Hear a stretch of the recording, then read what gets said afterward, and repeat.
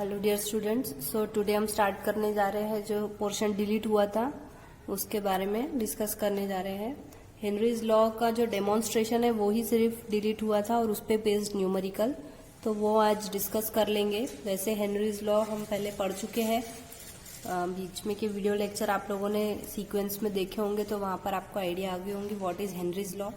Henrys law में state किया था कि solubility is directly proportional to pressure, मतलब जितना हम प्रेशर अप्लाई करते जाएंगे सोल्यूबिलिटी इतनी इंक्रीज होती जाएंगी। ठीक है, तो उसी के लिए जो कांस्टेंट था वो था के H, that is Henrys constant. Henry ने निकाला था ये लॉ, इसीलिए इसको हम रिप्रेजेंट करेंगे एस इक्वल टू के एच पी से।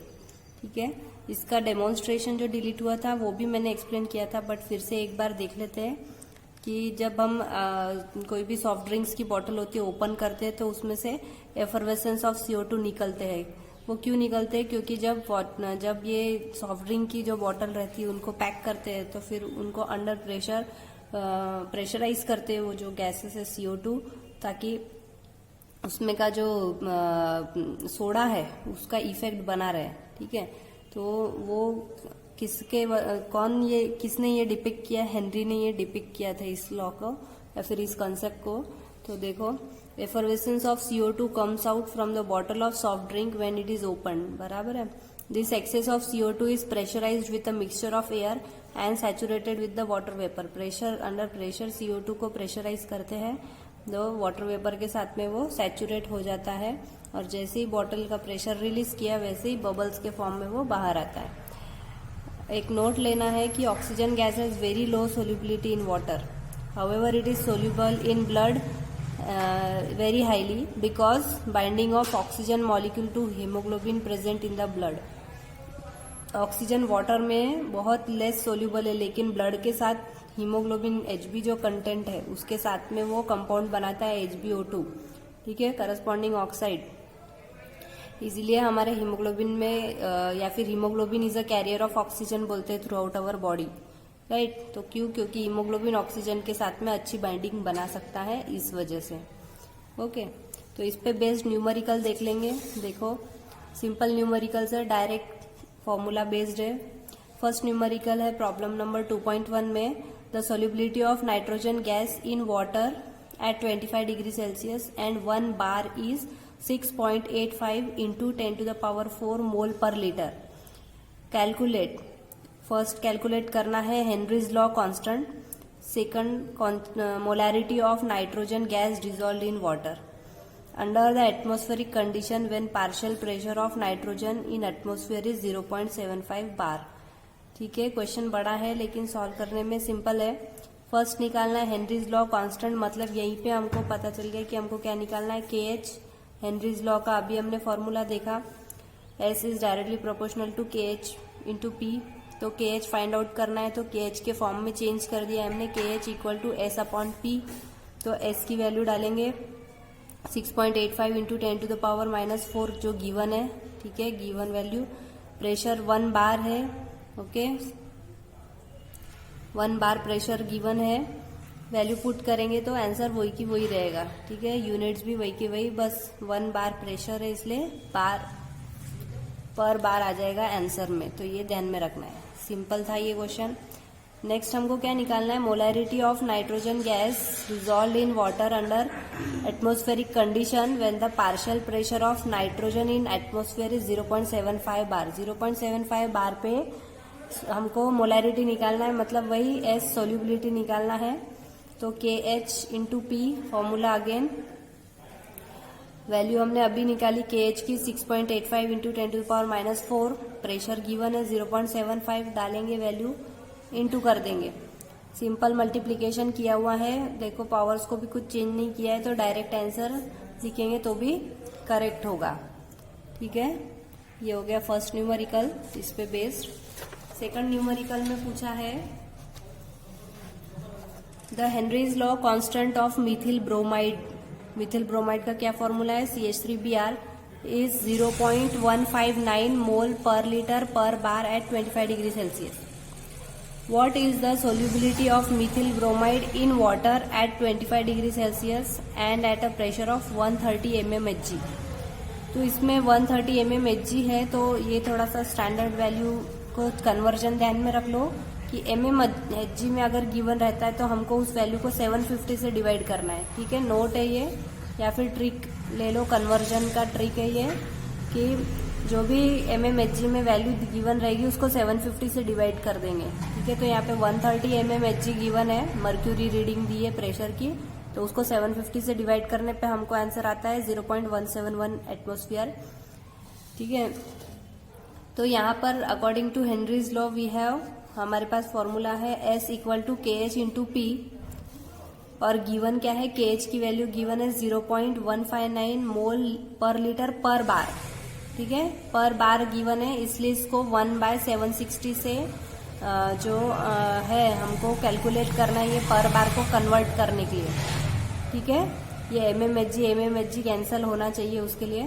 तो जो प्रेशर गिवन है 130 mmHg, उसको तो पहले हमको 750 से डिवाइड करके वैल्यू लिखना ही है, 0.17 वो हो गया एटमॉस्फेयर में, और ये जो वैल्यू गिवन है 0.159 मोल पर लीटर पर बार, इसको भी हमको कन्वर्ट करना है, सॉरी ये पर बार में गिवन है, इसलिए इसको भी हमको 1/160 mmHg से मल्टीप्लाई करना है। ओके, फॉर कन्वर्टिंग, बार में हमको कन्वर्ट करना है, इसीलिए हम ये वाला पार्ट कर रहे हैं। तो 760 को भी डिवाइडेड बाय 750 से करते हैं तो बार में कन्वर्ट हो जाता है, बार पर एटम में। इन दोनों को डिवाइड करने के बाद आंसर आता है 1.013। ठीक है, तो यहाँ पे उसकी वैल्यू लिखी है हमने 130 के mmHg का कन्वर्जन की वैल्यू लिखी 0.17 ATM, और 1/1760 mmHg पर एटम की वैल्यू लिखी हमने 1.013 बार पर एटम। ठीक है, इसमें से ये एटम और एटम कैंसल आउट हो जाएंगे, तो बचा हमारा जो प्रेशर है, हमको बार में चाहिए प्रेशर, इसीलिए ये सब कुछ किया है। तो प्रेशर इक्वल टू 0.13 बार।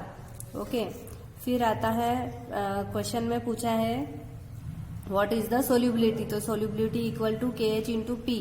अब KH की वैल्यू गिवन है 0.159 मोल पर बार, सॉरी मोल पर लीटर पर बार, इंटू ये हमने प्रेशर निकाला 0.13 बार।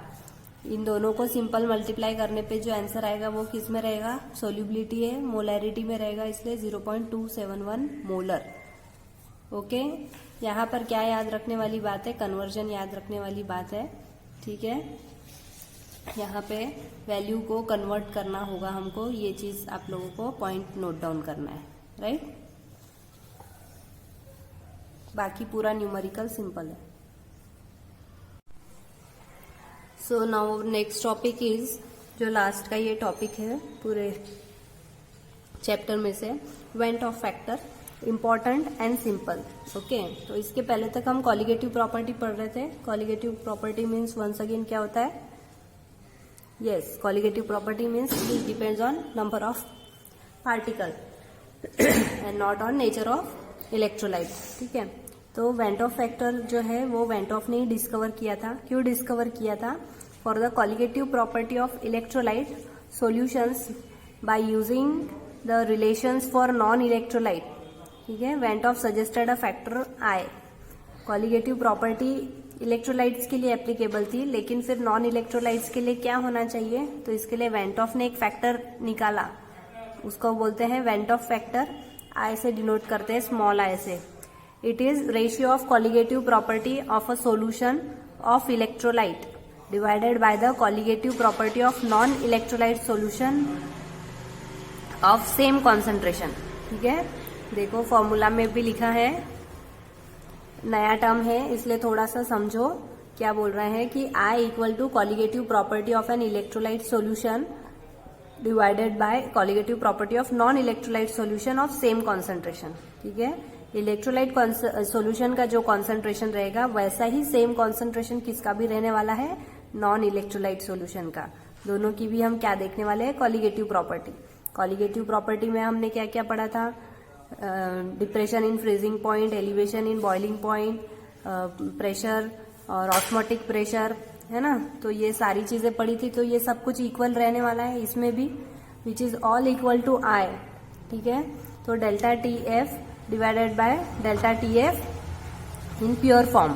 ठीक है, ये प्योर फॉर्म था और ये इन द प्योर सॉल्वेंट का था और ये सॉल्यूशन का था, right. Freezing point of solvent divide sorry pure form freezing point depression of solution divided by freezing point depression of pure solvent. ये जो नॉट वर्ड है मैंने क्लियर पहले भी लेक्चर में बता चुकी हूँ कि ये फॉर प्योर सॉल्वेंट होता है। तो वैसे ही सेम बॉइलिंग पॉइंट के लिए भी रहेगा, चेंज इन प्रेशर के लिए भी रहेगा और ऑस्मोटिक प्रेशर के लिए भी रहेगा, ठीक है। ये आई हम ऑस्मोटिक प्रेशर के लिए टर्म यूज करते हैं। तो ये सब कुछ इक्विवेलेंट रहने वाला है किसको, आई को, वेंट ऑफ फैक्टर को, ठीक है। तो इसका डेफिनेशन कभी कभार 1 मार्क के लिए पूछ सकते हैं, तो पता रहना चाहिए कि I is equal to actual moles of particles in solution after dissociation, ठीक है। Actual moles of particle in solution after dissociation divided by moles of formula units dissolved in solution, ठीक है। अभी के लिए आपको ये सिर्फ मगअप कर लेना है, आगे आगे जैसे सॉल्व करेंगे ये इसका मीनिंग क्या है आते जाएगा, ठीक है। तो divided by moles of formula units dissolved in solution, पहले क्या बता रहे, कितने डिसोसिएशन के बाद कितने एक्चुअल मोल्स प्रेजेंट है, divided by moles of formula units dissolved in solution, कितने सॉल्यूशन में डिसॉल्व हो गए, कितने नंबर ऑफ मोल्स, ठीक है। इसको एक और फॉर्म में लिख सकते हैं, formula mass of substance divided by observed molar mass of substance. इसको एक और फॉर्म में हम लिख सकते हैं, m theoretical upon m observed, ठीक है। m theoretical upon m observed मतलब मोलैरिटी बोलो या जो भी प्रॉपर्टी है वो थियोरेटिकल क्या है और हमने जब एक्सपेरिमेंट किया तो हमारा ऑब्जर्वेशन में क्या आया वैल्यू वो, ओके। और भी इसका डिटेल अभी देखने वाले हैं, तो यहाँ से ऐसा इन्फ्रेंस मत निकालो कि समझा नहीं करके, 1 बाय 1 अपन स्टेप वाइज पूरा देखने वाले हैं इसको। इसके बाद में इसकी वैल्यू, अगर आई की वैल्यू या वेंट ऑफ फैक्टर की वैल्यू 1 है तो वो किसके लिए है, फॉर नॉन इलेक्ट्रोलाइट। अगर I की वैल्यू 2 है तो फिर एग्जाम्पल कैसे आएंगे, KNO3, NaCl, इनके डिसोसिएशन पे सब कुछ डिपेंड करेंगी ये सारी वैल्यूज, ठीक है। जैसे NaCl कैसा डिसोसिएट होता है, Na plus plus Cl minus, है ना, तो 1 और ये 1, तो 1 प्लस 1 आफ्टर डिसोसिएशन I की वैल्यू इक्वल टू 2, ठीक है। वैसे ही I इक्वल टू 3 किसके लिए रहेगा, Na2SO4 CaCl2, जैसे कि इसका भी एक एग्जांपल डिसोसिएशन पे Ca plus twice Cl minus हो जाएगा, है ना, तो 2 chloride molecule plus 1 calcium molecule 3, तो देयरफॉर I की वैल्यू कितनी होगी इसके लिए 3। तो इस टाइप में ये जो नंबर ऑफ मोल्स की जो वैल्यू है वो डिसाइड, उससे हमको पता चलेगा कि I की वैल्यू कितनी हो रही है, 1 2 3 कैसे आ रही है करके। तो जो नॉन इलेक्ट्रोलाइट्स है उसकी वैल्यू 1 होती है, 2 3 किसकी है, फॉर KNO3 NaCl ऐसे एग्जाम्पल, और 3 Na2SO4 सोडियम सल्फेट और कैल्शियम क्लोराइड की वैल्यूज I की 3 हो सकती है, okay. So the above values of I are valid for dilute solutions where dissociation of electrolyte is complete. यहाँ पे भी कंप्लीट डिसोसिएशन है, ठीक है, तो डाइल्यूट सॉल्यूशंस के लिए होता है, ये हमको मालूम रहना चाहिए। फिर at high concentrations the colligative property of strong electrolyte and their I values are usually smaller than expected. concentration अगर ज्यादा है, डाइल्यूट नहीं है मतलब हाई concentration अगर है, तो colligative property of strong electrolytes and their I values are smaller than expected. जो हम सोचते हैं उससे उसकी वैल्यू कम आती है, कब, जब concentration strong हो या हाई रहे तब। रीजन इसके पीछे ये है कि electrostatic force between the oppositely charged ions form ion pair and hence leads to decrease in number of particles in the solution causing reduction in the expected I value and the colligative property. अब यहाँ पे हम किसके बारे में बात कर रहे हैं, डिसोसिएशन के बारे में। डिसोसिएट होगा, जैसे कि NaCl हम देख रहे थे, अभी एग्जाम्पल लिया हमने, तो ये डिसोसिएट होके क्या बनाने वाला है, Na plus plus Cl minus. तो अगर ये डाइल्यूट फॉर्म में होगा तो ये ज्यादा आयंस दिखाएंगे, अगर ये कॉन्सेंट्रेटेड फॉर्म में होगा तो ये कम आयंस दिखाएगा, है ना। तो यही बोल रहे हैं कि electrostatic force between oppositely charge ions, ये अपोजिटली चार्ज आयंस है, वो क्या करेंगे, फॉर्म आयन पेयर। उससे क्या होगा, आयन पेयर फॉर्म कर लेंगे तो नंबर ऑफ पार्टिकल कैसे हो जाएंगे, डिक्रीज हो जाएंगी, and hence leads to decrease in number of particles in solution causing the reduction in the expected I value. तो आई वैल्यू फिर क्या होती जाएगी, कम कम होती जाएंगी, क्योंकि ये डिसोसिएटेड फॉर्म में नहीं है, इन्होंने पेयर फॉर्म कर लिया, इसलिए आई वैल्यू कम होती जाएगी, और आई वैल्यू कम होगी तो उनकी कॉलिगेटिव प्रॉपर्टी भी कम होगी, क्योंकि अकॉर्डिंग टू डेफिनेशन अभी हमने देखा कि यहाँ पर हमने देखा था i equal to delta T F upon delta T F naught वगैरह, ठीक है। इसीलिए अगर ये वैल्यू को ज्यादा होना है तो ये वैल्यू भी फिर ज्यादा हो जाएंगी अपने आप, क्योंकि ये सब कैसे है, इक्विवेलेंट है, ठीक है। इसके बाद में नेक्स्ट है modification of expressions of colligative property, ये थोड़ा सा ध्यान में रख लेना है, ओके। क्योंकि डेल्टा पी इक्वल टू आई है ना, equal to P1 not into x2, ये सब फॉर्मूले अपने पहले के लेक्चर्स में हो चुके हैं। So it is equal to I into W2M1 upon M2 into W1, right. और डेल्टा टी भी equal to I into KBM, I into KBM का फॉर्मूला पूरा पहले डिराइव हो चुका है, 1000 into KB into W2 upon M2 into W1। वैसे ही डेल्टा TF का क्या हो जाएगा, I into KF into M, और KF का फिर से KF M का फिर से हमने पहले कर चुके हैं डिराइव ये formula, i into 1000 KF W2 upon M2 into W1, और pi equal to I into MRT equal to I into values put कर रहे हैं यहाँ पे W2RT upon M2 into V, ठीक है। तो ये सारे इस साइड के ये जो फॉर्मूलेज है ये सब हमने प्रीवियस लेक्चर में जब हमने सारी properties colligative property 1 by 1 discuss करी थी सब में कवर की है। तो अगर स्टूडेंट कोई आज ये लेक्चर फर्स्ट देख रहा है और पहले के नहीं, तो उसको ये कुछ भी नहीं समझेगा, इसलिए पहले के देख लो, उसके बाद में ये वाला लेक्चर देखो तो आराम से सारी चीजें क्लियर हो जाएगी आप लोगों को, ओके। नेक्स्ट टॉपिक है van't Hoff factor and degree of dissociation. तो डिग्री ऑफ डिसोसिएशन क्या है, वो भी एक तरीके का कॉलिगेटिव प्रॉपर्टी है, राइट। अल्फा से हम उसको डिनोट करते हैं। तो we know that electrolytes are dissociated completely in their aqueous solution, especially the strong electrolytes, बराबर है। स्ट्रॉन्ग इलेक्ट्रोलाइट्स क्या होते हैं, एक्वियस सॉल्यूशन में पूरे डिसोसिएट हो जाते हैं, दे show complete dissociation. And the weak electrolytes involve the concept of degree of dissociation, बराबर है। डिग्री ऑफ डिसोसिएशन वाला कंसेप्ट किसको लगने वाला है, वीक इलेक्ट्रोलाइट्स को, क्यों, क्योंकि वो कंप्लीट डिसोसिएशन नहीं दिखाएंगे। And the weak electrolytes involve the concept of degree of dissociation that changes the van't Hoff factor, ठीक है। क्योंकि वीक इलेक्ट्रोलाइट है, कंप्लीट डिसोसिएशन नहीं होगा तो वेंट ऑफ फैक्टर को भी चेंज करेंगे वो, ठीक है। तो इन दोनों का रिलेशन, इसीलिए हमको इसका रिलेशन स्टडी करना है, ओके। क्योंकि weak electrolyte don't show complete dissociation, 100% dissociation नहीं होता है, तो वेंट ऑफ फैक्टर से वो कैसे रिलेटेड है ये देखेंगे हम। कंसिडर अ इलेक्ट्रोलाइट AX और BY that dissociates in the aqueous solution as AX BY giving you, देखो कंप्लीट डिसोसिएशन नहीं है इसलिए डबल हेडेड एरो है, gives you X into A plus plus Y into B negative, ठीक है। Cation और अनायन बने हैं।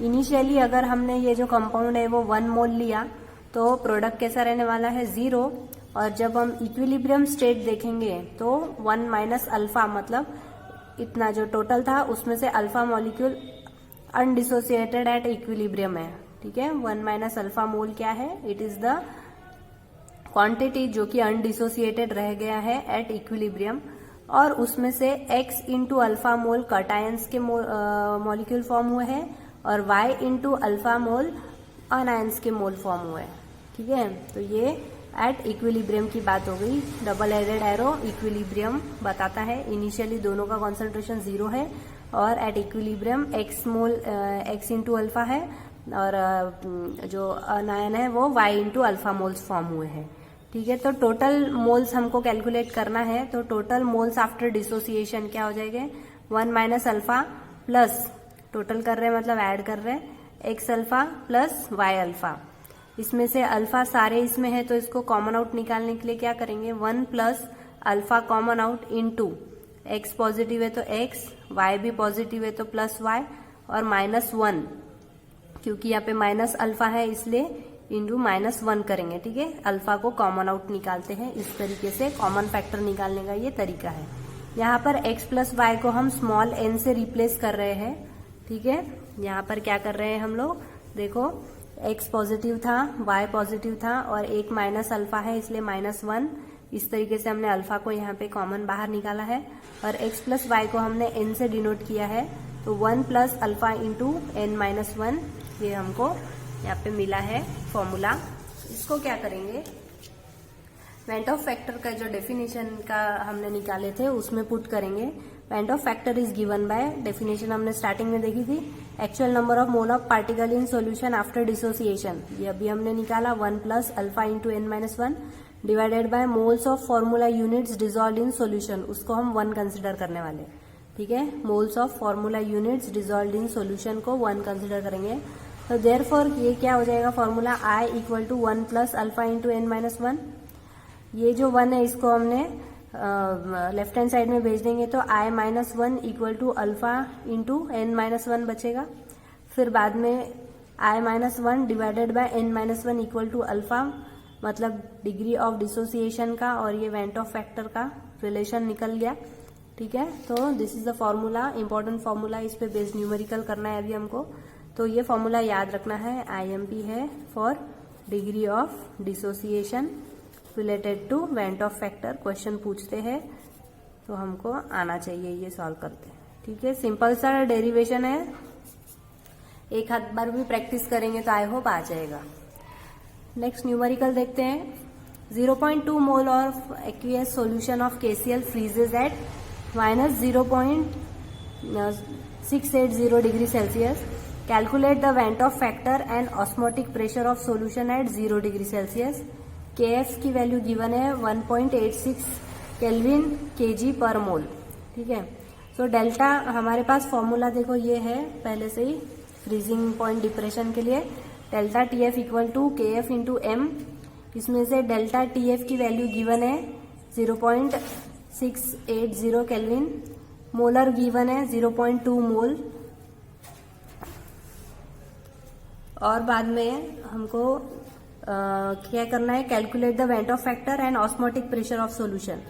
तो इसके लिए ये जो फॉर्मूला था फॉर प्योर सॉल्वेंट हम लेंगे KF इंटू M, डायरेक्ट क्या करेंगे दोनों को, KF की वैल्यू ब्रैकेट में गिवन है 1.86 इंटू 0.2 पुट करके सिर्फ सिंपल मल्टीप्लीकेशन है, राइट। इससे फिर हमको I की वैल्यू निकालना है। हमने जब डेफिनेशन देखा था तो ये फॉर्मूला देखा था, I equal to delta TF upon delta TF of pure solvent, right. Value दोनों भी हमारे पास में है गिवन 0.680 डेल्टा TF की, और ये डेल्टा TF नॉट की वैल्यू हमने कैलकुलेट करके निकाली, दोनों वैल्यू पुट करेंगे, आंसर क्या रहा है 1.83। देखो I की वैल्यू आ रही है 1.83, तो एक निकल गया ये फॉर्मूले से, ध्यान में रखना है ये फॉर्मूला। इसके बाद में ऑस्मोटिक प्रेशर निकालना है, तो उसके लिए osmotic pressure of pure solvent equal to MRT। M को हम कैसे रिप्लेस कर सकते हैं यहाँ पर, क्योंकि नंबर ऑफ मोल्स वगैरह गिवन है और सॉल्यूशन है, तो 1 लीटर कंसिडर करेंगे स्टैंडर्ड, तो N2/V से इंटू RT। यहाँ पे 0.2 N2 की वैल्यू, मोल्स गिवन है, नंबर ऑफ मोल्स 0.2, और वॉल्यूम 1 लीटर लेंगे। ठीक है, स्टैंडर्ड, क्योंकि सब कुछ स्टैंडर्ड है, 0 डिग्री सेल्सियस पे हो रहा है इसलिए। R की वैल्यू डायरेक्ट पुट करिए कन्वर्ट करके, ठीक है, 0.08205 इंटू टेम्परेचर 273, सिंपल कैलकुलेट किया है, वैल्यू आती है 4.48। इसके बाद में इसको क्या किया हुआ है, हमारे पास फिर से वेंट ऑफ फैक्टर का फॉर्मूला था I equal to pi upon pi naught. ठीक है, सब कुछ इक्विवेलेंट था, याद करो इसके, अभी मैंने जब स्टार्टिंग में बताया ये फॉर्मूला। तो यहाँ पर हमको I की वैल्यू है 1.83, इसके पहले निकाला है, पाई नॉट की वैल्यू 4.48 निकली। हमको ऑस्मोटिक प्रेशर निकालना है सॉल्यूशन का, तो दोनों को क्या हो जाएगा, दोनों की वैल्यू मल्टीप्लाई हो जाएगी, आंसर आएगा 8.2 एटमॉस्फियर। ठीक है, राइटिंग में प्रैक्टिस करना है, न्यूमेरिकल को आ जाएगा सॉल्व करते, सिंपल है। इसके बाद में नेक्स्ट न्यूमेरिकल देखते हैं। 0.01 molar aqueous formic acid solution freezes at minus 0.021 degree Celsius. Calculate its degree of dissociation.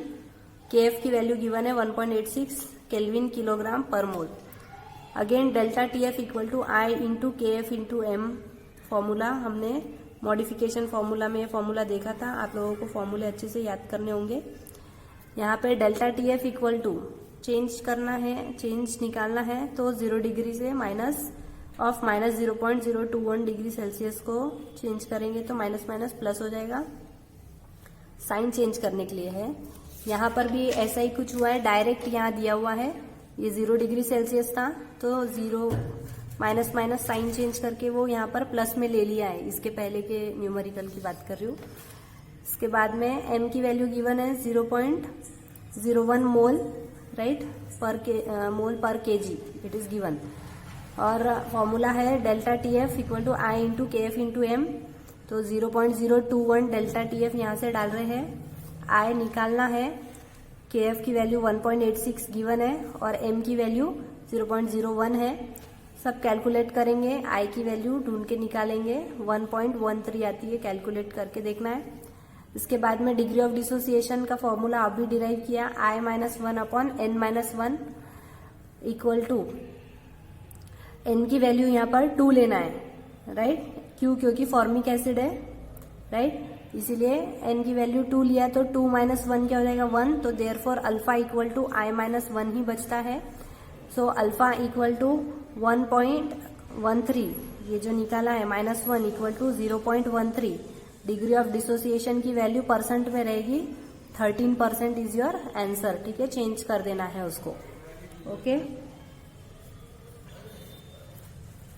इसके बाद में फॉर्मिक एसिड को HCOOH डिसोसिएशन पे क्या देता है देख लो, H plus plus twice H plus plus COO minus.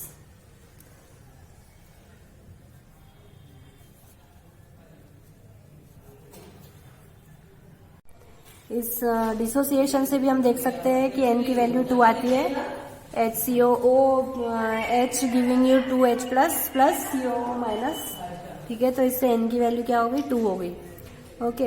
इसके बाद में एक नेक्स्ट क्वेश्चन एक और देख लेंगे हम लोग। 3.4 gram of CaCl2 is dissolved in 2.5 litre of water at 300 kelvin, what is the osmotic pressure of the solution, went Hoff factor for calcium chloride is 2.47। Again osmotic pressure है, formula है I into MRT, ठीक है, I equal to, उसको हमने फिर से convert कर दिया है, M को W2/M2 into V R into T, ठीक है। ये सारे कन्वर्जन्स पहले के इसमें हो गए हैं, इसलिए अभी मैं डिटेल नहीं ले रही हूँ स्टूडेंट्स। जो गिवन है और क्या क्या गिवन है देखो, I की वैल्यू गिवन है 2.47, W2 की वैल्यू गिवन है 3.4, R डायरेक्ट कन्वर्जन किया हुआ है DM³ ATM पर केल्विन पर मोल में 0.08206 में, ठीक है। देखो यूनिट चेंज है, डायरेक्ट कन्वर्ट किया हुआ है तो वैल्यू लिख लेना है, शायद गिवन ही रहेगी। T है 300 केल्विन और M2 जो है मोलर मास कौन सा है, कैल्शियम क्लोराइड है, इसलिए उसकी वैल्यू आती है 40 प्लस 71, Cl2 है, 1 Cl इज 35.5, तो Cl2 71 और कैल्शियम का